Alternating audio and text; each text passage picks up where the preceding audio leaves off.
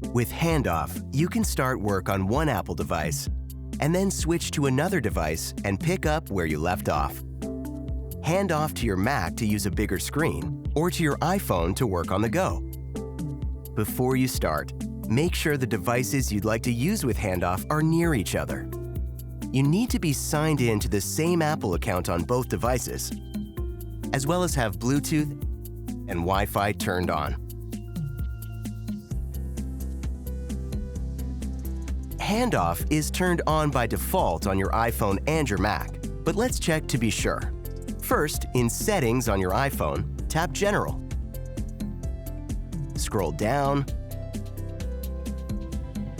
and tap AirPlay and Continuity.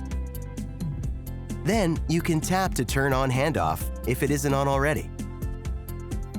Now, in System Settings on your Mac, make sure you're in General and then click AirDrop and Continuity.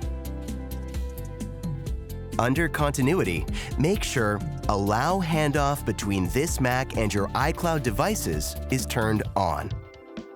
If so, your Mac is good to go, and you can close System Settings.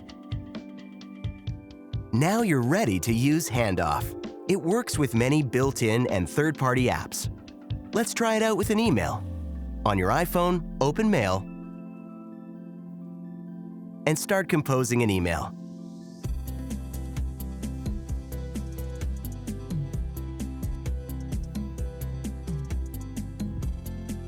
Then, on your Mac, a Handoff icon appears in the dock for the app you're working in on your iPhone. Click it,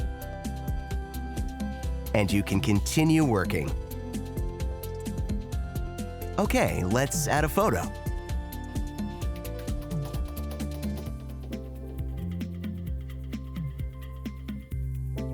And this email is ready to send.